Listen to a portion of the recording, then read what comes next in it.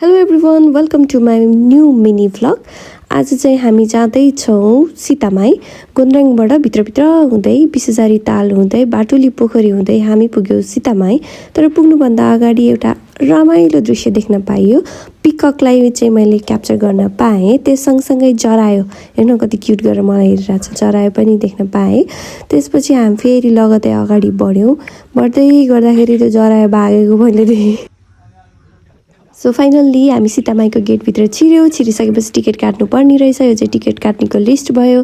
त्यसपछि हामी भित्र गयौँ, के रहेछ भनेर हेऱ्यौँ। घुमौँ सीतामाई भनेर लेखेको रहेछ होइन। सुरुमै यो पुल नै मलाई खतरा लाग्यो होइन। तल सल एकदम फ्रेस वाटर बगिरहेको थियो। एउटा फोटो चाहिँ मैले क्लिक गर्न थालेँ। त्यसपछि यो रुखहरूमा चाहिँ पुरै कटिङ गरेर होइन राम्रोसँग डेकोरेसनहरू पनि गरेको रहेछ। एकदम एस्थेटिक देखिरहेको थियो होइन। अनि त्यसपछि अगाडि बढ्दै जाँदाखेरि यो के रहेछ भनेर यसो हेर्दै जाँदा त यसको बिचमा बसेर फोटो खिच्दा पनि बबाले देखिँदो रहेछ। So this is the photo that I click. अनि अगाडि बढ्दै गयौँ हामी चाहिँ होइन। अगाडि बढ्दै जाँदाखेरि नेचरसँग एकदम क्लोज भयो नि।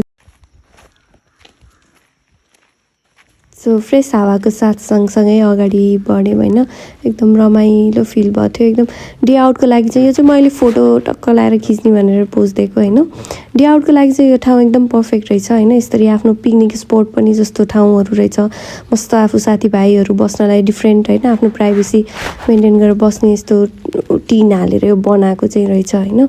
यहाँबाट भ्यू पनि फेरि खत्रै देखिने होइन।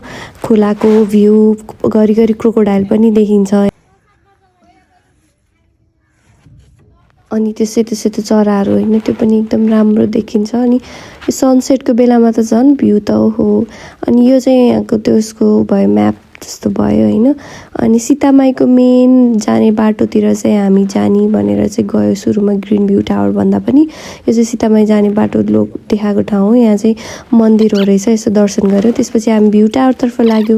भ्यू टावरतर्फको बाटो चाहिँ एकदम बवालै थियो होइन। तर भ्यू टावर चाहिँ अलिक कन्जेस्टेड ठाउँमा भएर हामी चढ्न चाहिँ रुचाएनौँ। But this was the view from the area of view tower which was amazing. एकदम ब्रेथटेकिङ भ्यू थियो। कोही पनि हामीले चाहिँ त्यहाँ देख्न पायौँ। सो फाइनल्ली एकदम त्यहाँ घुलमिल भयो, फोटो खिच्यो, रमाइलो गऱ्यो। एकदम रमाइलो लागिसकेपछि चाहिँ बाई भन्न मन लागेन यो ब्लगको लागि चाहिँ।